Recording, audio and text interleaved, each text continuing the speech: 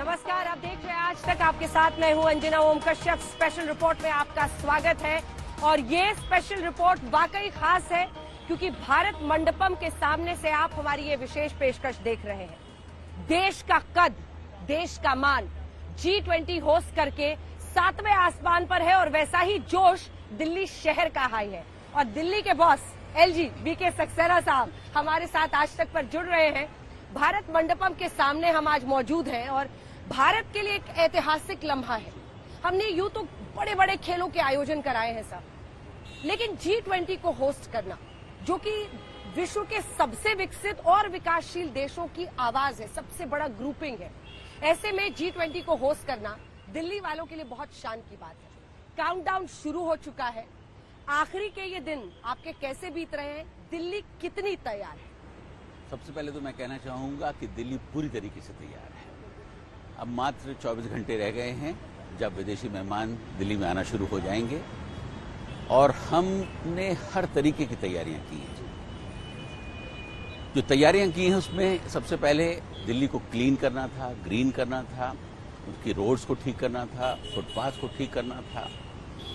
ये सारे चैलेंजेस थे और 6 महीने पहले इसकी हम लोगों ने तैयारी शुरू की और उसके बाद पिछले 2 महीनों में बहुत मेहनत की और अंजाम आपके सामने है। मैं समझता हूं कि आप ही शायद बेस्ट जज हैं, ये बताएं कि दिल्ली के अंदर बदलाव हुआ है कि नहीं हुआ है। जहां तक विदेशी मेहमानों का सवाल है, इसमें कोई शक नहीं, जैसा कि आपने कहा है कि भारत के लिए ये एक बहुत बड़ा लम्हा है, ये बहुत बड़ी अपॉर्चुनिटी है दिल्ली के लोगों के लिए।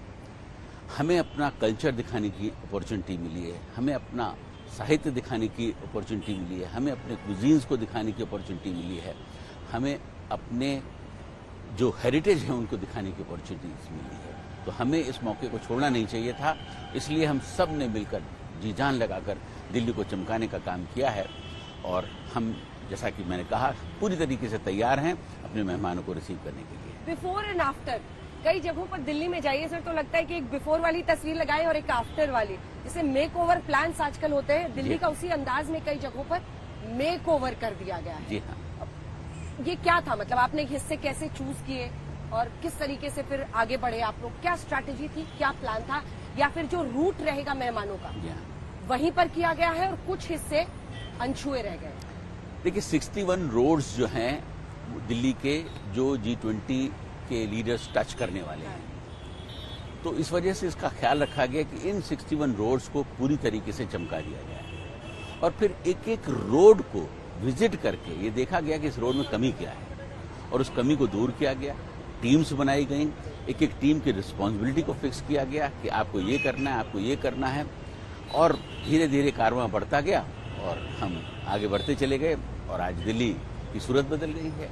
तो मैं ये कहना चाहूँगा, कभी कभी मुश्किलें आती हैं, मुश्किलात होती हैं, लेकिन अगर आपने ठान लिया है कि हमें करना है तो फिर अंजाम आपके सामने आ जाए। कोई चैलेंज वाकई था क्या? कुछ चुनौतियां क्या क्या थी? क्योंकि ये एक ऐसा शहर है, मतलब कॉस्मोपॉलिटन शहर, देश भर से आए हुए लोग, और हमेशा अपनी रफ्तार में दिल्ली चलती रहती है। ऐसे में आपको बिना लोगों को परेशान किए ज्यादा आपको ये पूरा मेकओवर भी करना था।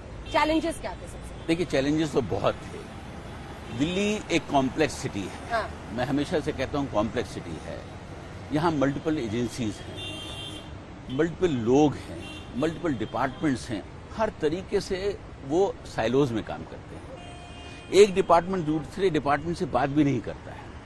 उन सबको एक प्लेटफॉर्म पे लाना, मल्टीप्लिसिटी ऑफ डिपार्टमेंट्स, ये एब्सोल्युटली बहुत सारी एजेंसियां, बहुत सारी एजेंसीज। मैं आपको नाम गिनाता हूँ। जैसे मान लीजिए NDMC, DDA, PWD, NHAI, CPWD, MCD, यूँ समझिए जल बोर्ड भी है उसके अंदर, कैंटोनमेंट बोर्ड, कितने सारे लोग इसके अंदर जो हैं अलग अलग ढंग से काम कर रहे हैं। एयरफोर्स भी इसके अंदर है, एक एरिया जो है एयरफोर्स का भी है।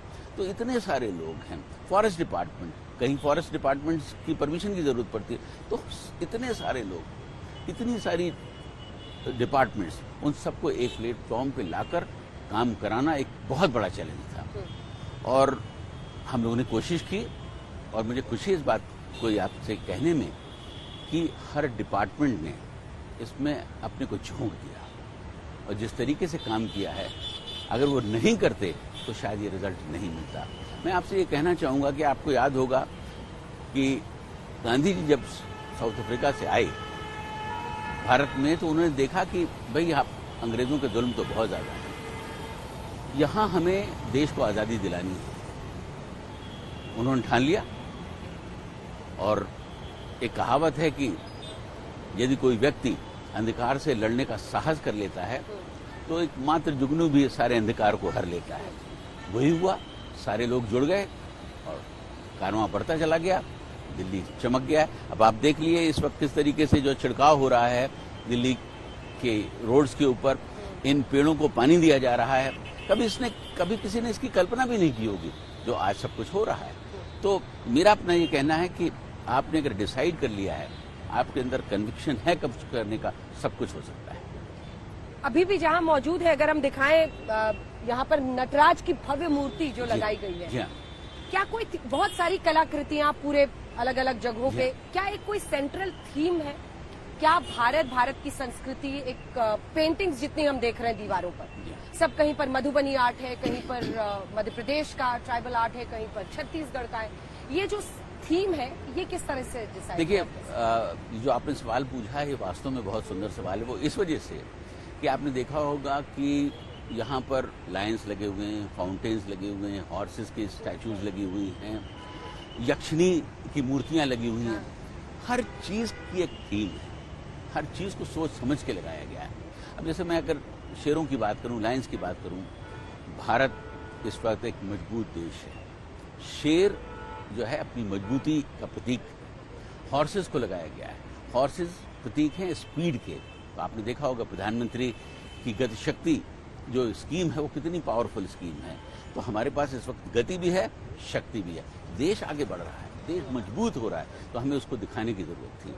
आपने यक्षिणी की मूर्तियों को देखा होगा। यक्षिणी वो मूर्तियां हैं जो राजा कुबेर हुआ करते थे, जो उनके धन की जो रक्षा किया करती थी, ये यक्षिणियां किया करती थी।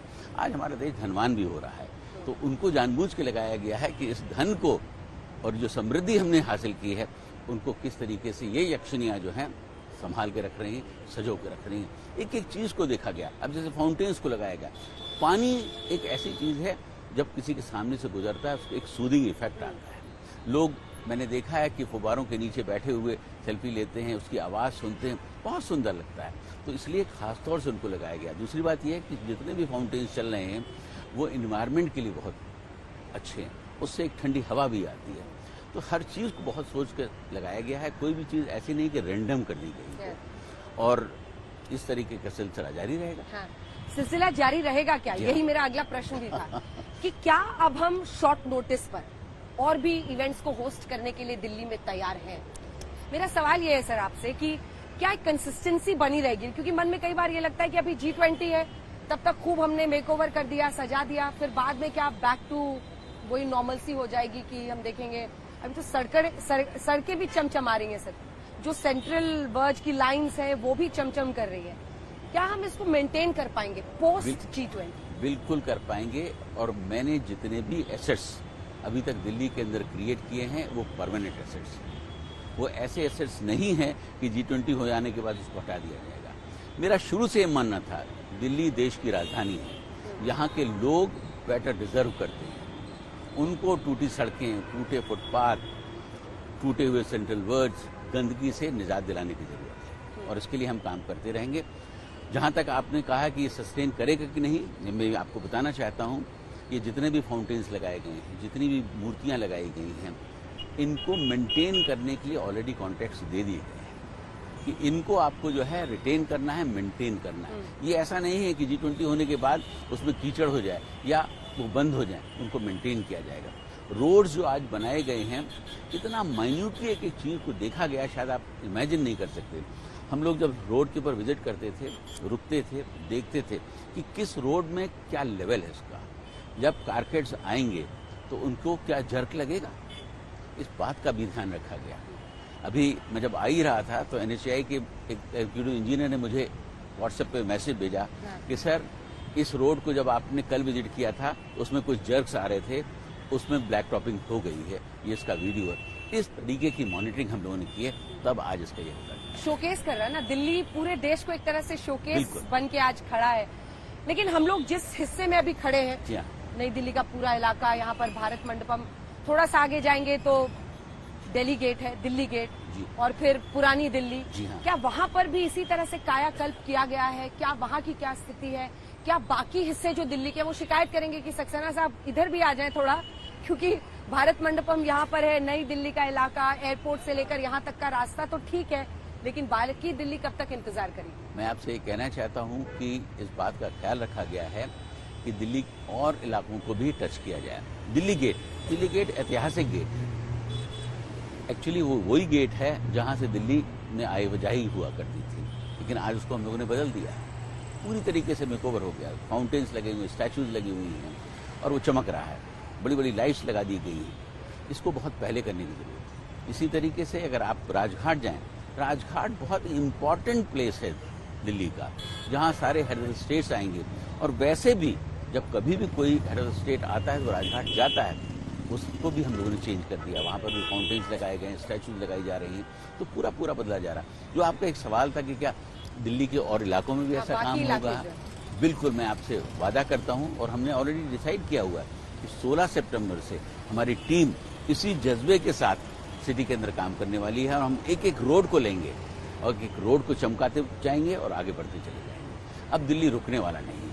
मतलब इसके लिए कुछ ऐसा सोचना पड़ेगा कि G20 इस बार मान लीजिए ईस्ट दिल्ली में हो रहा है, वेस्ट दिल्ली में हो रहा है, तभी वॉर फुटिंग पे उस तरह का काम होगा। देखिए, दिल्ली हमेशा किसी भी इवेंट के लिए तैयार रहना चाहिए। दिल्ली नेशनल कैपिटल है हमारी, एक हफ्ते के नोटिस पर यहाँ बड़े से बड़ा कार्यक्रम हो जाना चाहिए। दिल्ली को इतना रेडी होने की जरूरत है, और ये हम लोगों ने 6 महीने में किया या 2 महीने में किया, इसकी जरूरत नहीं पड़नी चाहिए थी।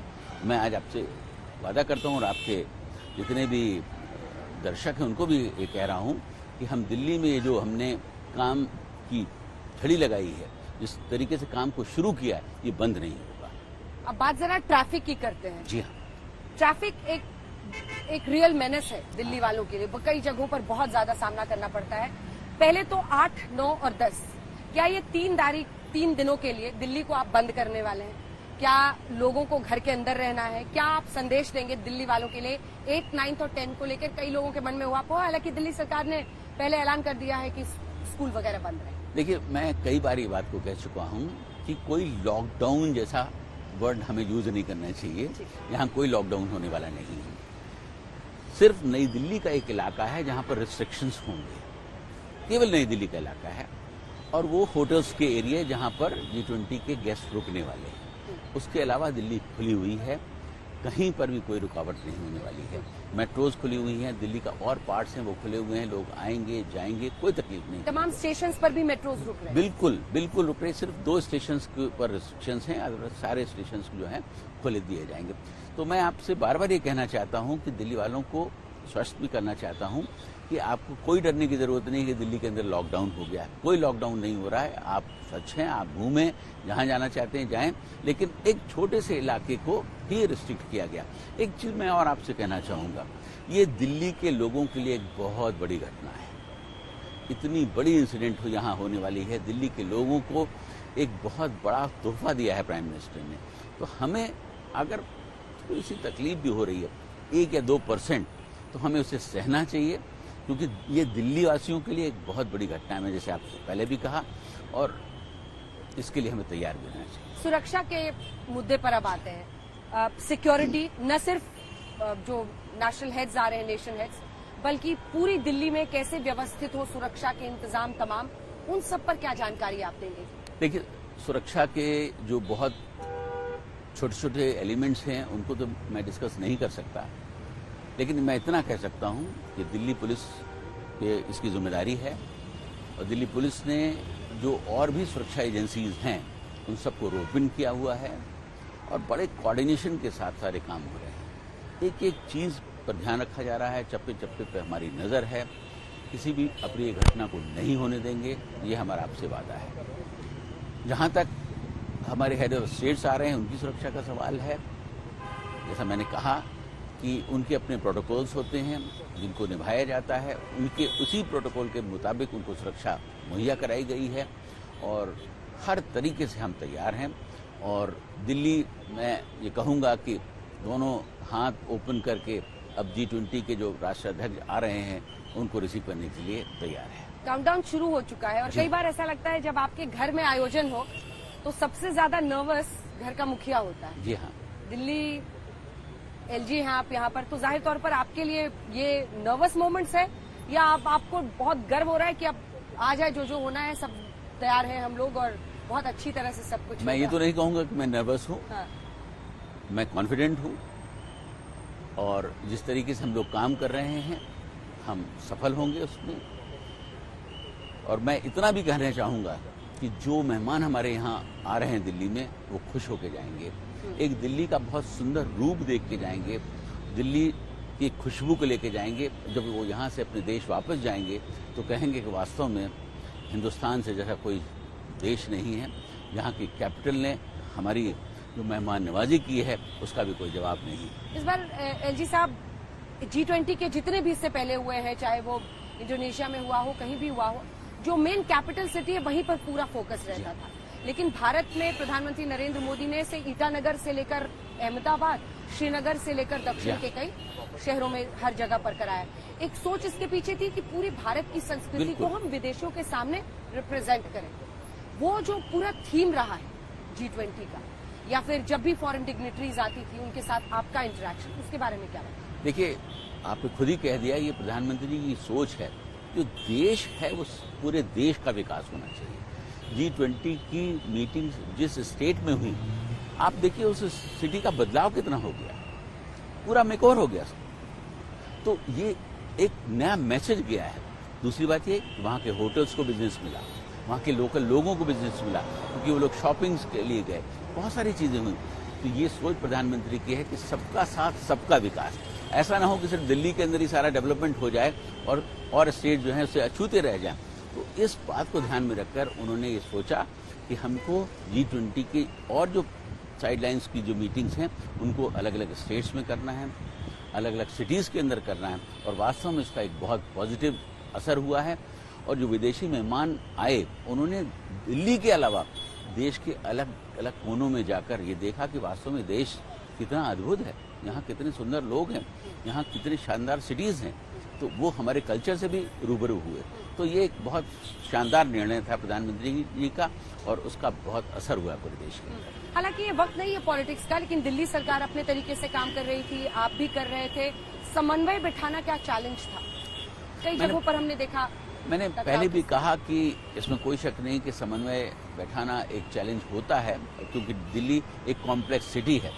लेकिन मैं समझता हूं कि आज हमारा समय जो है वो इन सब बातों का नहीं है। हम सब मिलकर काम कर रहे हैं, सारे विभाग मिलकर काम कर रहे हैं और हमारा सिर्फ एम एक ही है कि जो मेहमान हमारे देश में आ रहे हैं, जो हमारे इंटरनेशनल कैपिटल में आ रहे हैं, वो यहाँ से एक सुखद अनुभव लेकर यहाँ की जाए। किस स्तर पर, किस लेयर्स में और कहाँ पर आपका इन्वॉल्वमेंट रहा इस पूरे प्रोसेस में, जो दिल्ली को बेहतर करने के लिए किन एजेंसीज के साथ मिलकर क्या क्या आपने किया है? अगर पूरा सफर आप बताएं, कितने दिनों में? देखिए, पिछले 2 महीनों में मैंने लगभग 60 दिनों के अंदर अगर मैं कहूँ तो करीब 54 टाइम्स मैंने रोड के दौरे किए हैं। एक एक रोड पर मैंने करीब 5-6 किलोमीटर हमारे अधिकारियों के साथ चला है। एक एक रोड को हमने ये देखा है कि कहाँ फुटपाथ टूटा हुआ है, कहाँ रोड रिपेयर मांगता है, कहाँ सेंट्रल वेज खराब है, कहाँ पॉट्स रखने की जरूरत है। तो एक एक चीज की मैपिंग की गई है।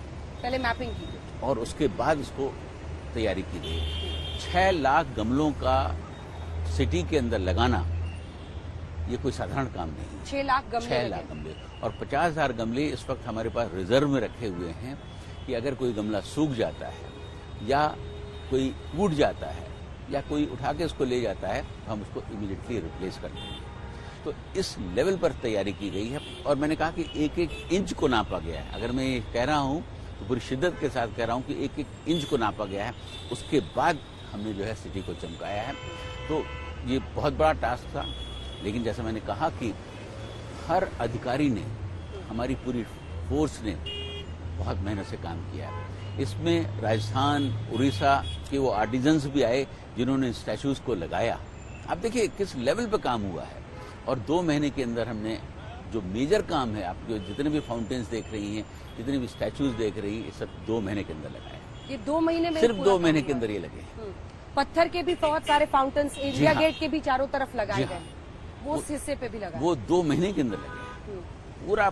पूरा मेकओवर जो हुआ है वो 2 महीने के अंदर हुआ है। प्लानिंग हमने जरूर 6 महीने पहले की थी। जैसे 6 लाख गमलों की प्लानिंग हमने 6 महीने पहले की थी कि हमको कितने गमले जरूरत होंगे, किस किस डिपार्टमेंट से लेने होंगे, कहाँ कहाँ लगाएंगे। अभी जैसे मैं लौट कर आ रहा था तो मैंने देखा कि एक पैच जो है थोड़ा सा वीक है। मैंने तुरंत मैसेज किया और अभी ट्रक जो है गमला लेकर निकल गया है और वहाँ लगाने के लिए।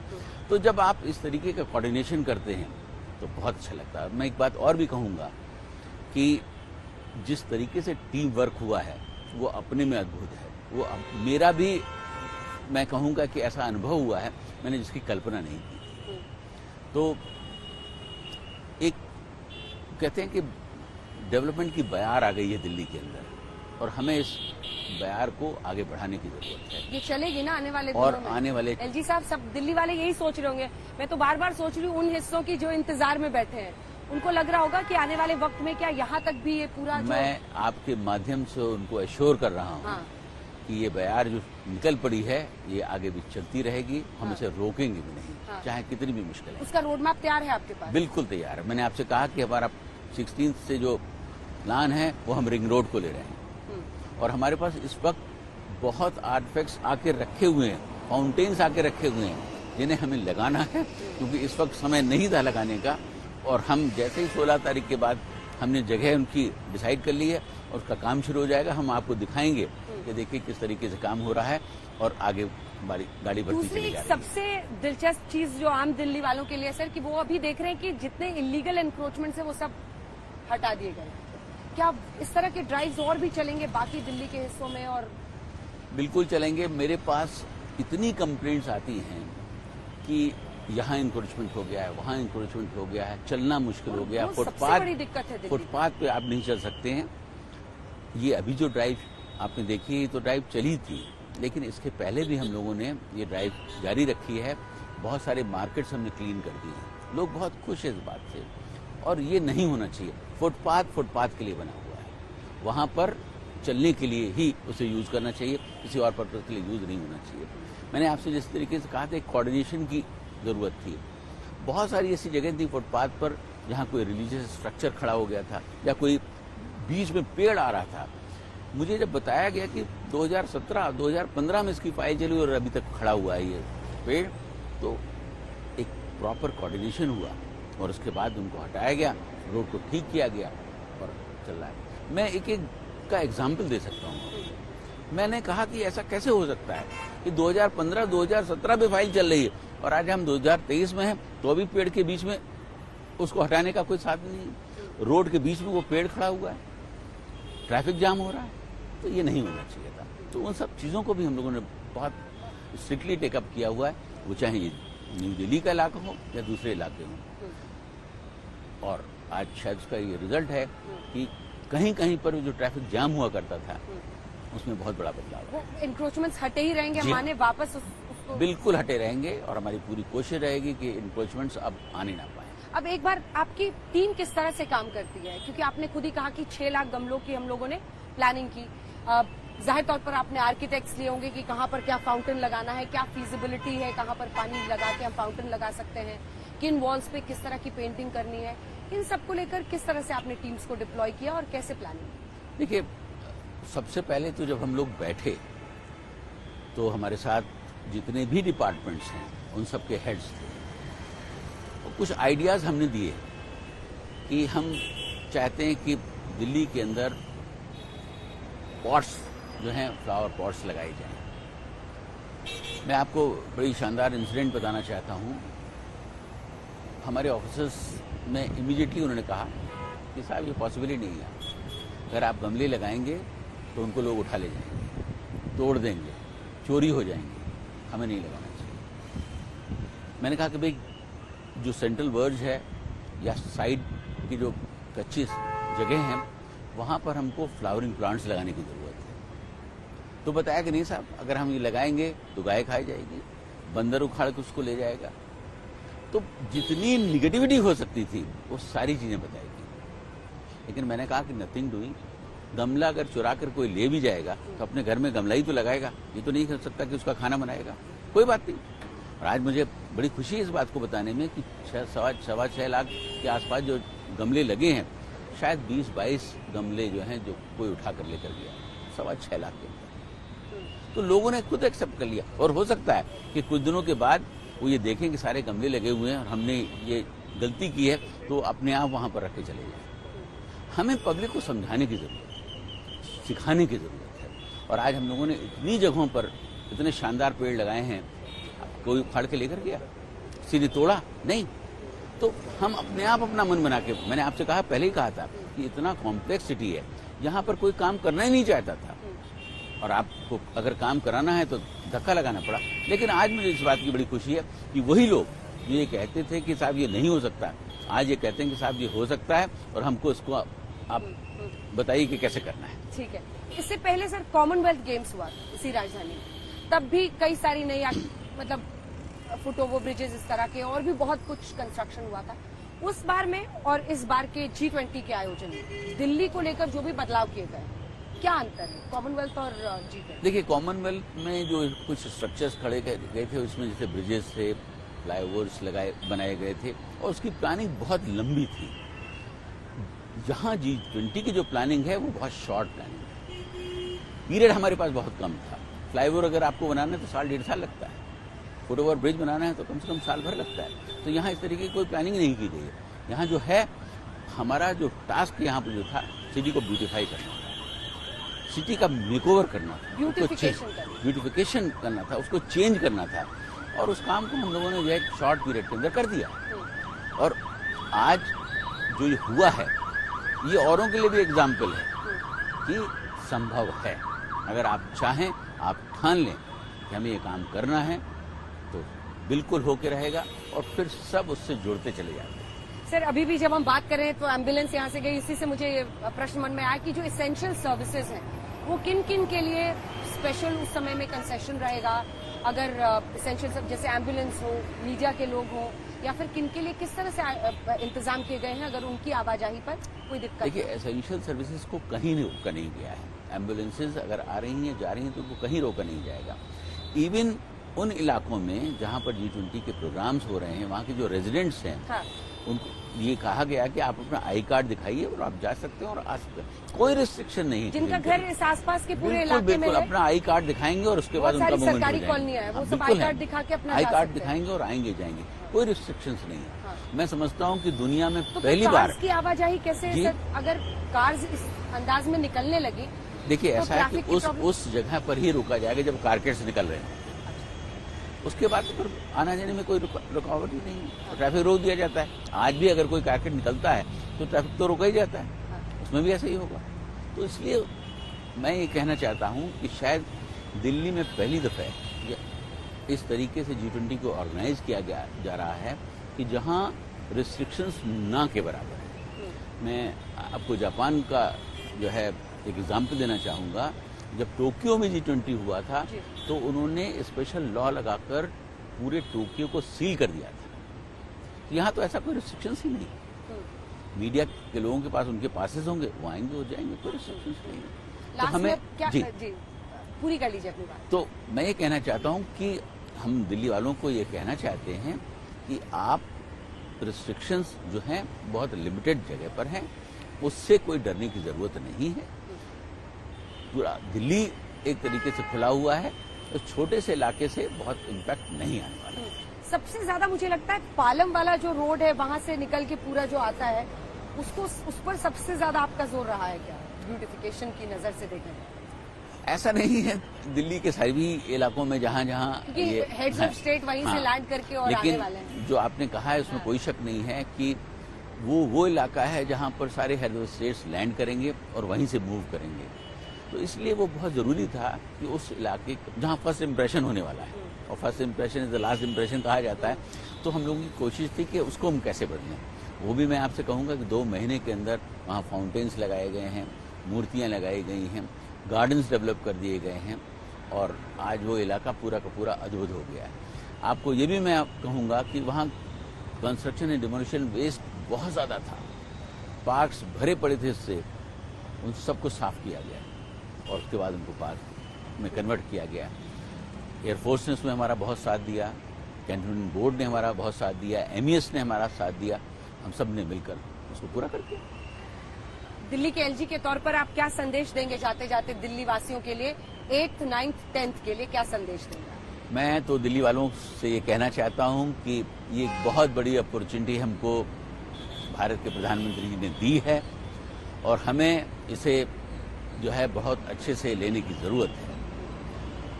दिल्ली में जो ये जश्न होने वाला है, ये जश्न 3 दिन का है। यहाँ रिस्ट्रिक्शंस एक छोटे से इलाके के अंदर हैं, पूरा दिल्ली बंद नहीं किया गया है और जो छोटा सा इलाका है उसमें भी रिस्ट्रिक्शंस जो हैं वो बहुत लिमिटेड हैं। तो मैं ये कहूँगा कि जो 3 दिन की हम लोगों ने आपको छुट्टी दी है उसको एंजॉय करिए, घूमिए फिरिए, या आप घर पे बैठकर देखिए कि दिल्ली के अंदर क्या हो रहा है, कैसे बिजनेस मीटिंग्स हो रही हैं, कैसे राष्ट्राध्यक्ष आ रहे हैं जा रहे हैं। ये देखने का ही एक अनुभव है जिसे हमें एंजॉय करना चाहिए। बहुत बहुत धन्यवाद आपका VK सक्सेना साहब, आज तक पर आने के लिए। दिल्ली के LG जिन्होंने तमाम जानकारियां दी, वो कह रहे हैं कि दिल्ली पूरी तरह से बंद नहीं है। जी, जिन हिस्सों में राष्ट्राध्यक्षों का मूवमेंट होगा वहां पर उनके कैवलकेड जाने के वक्त पर रूट लगेगा, तब वहां पर ट्रैफिक को रोका जाएगा। दूसरा, वो प्रॉमिस करके जा रहे हैं कि दिल्ली जिस तरह से इस हिस्से में चमक रही है वो बाकी हिस्सों में भी चमकेगी। बिल्कुल। और उसके बाद एक और प्रॉमिस आपका ये है कि मेंटेनेंस इसी तरह से होता रहेगा। बिल्कुल, मैंने मतलब कुछ दिनों बाद जब हम आएंगे तो ये फाउंटेन्स का पानी सूखा हुआ नहीं होगा, बिल्कुल नहीं, फाउंटेन्स चलेंगे, उसी तरीके से गमले पौधे सब कुछ ये साफ सफाई होती रहेगी। बिल्कुल।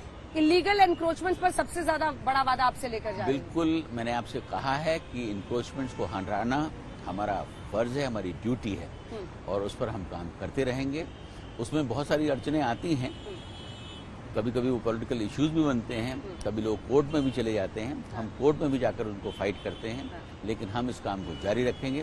दिल्ली को मुझे क्लीन, ग्रीन, एक स्वच्छ दिल्ली देना है यहाँ के लोगों को और उसमें हम पूरी तरीके से काम करते रहेंगे, जैसा कि अभी आपने देखा है। बहुत बहुत धन्यवाद आपका आज तक पर हमारे साथ जुड़ने के लिए।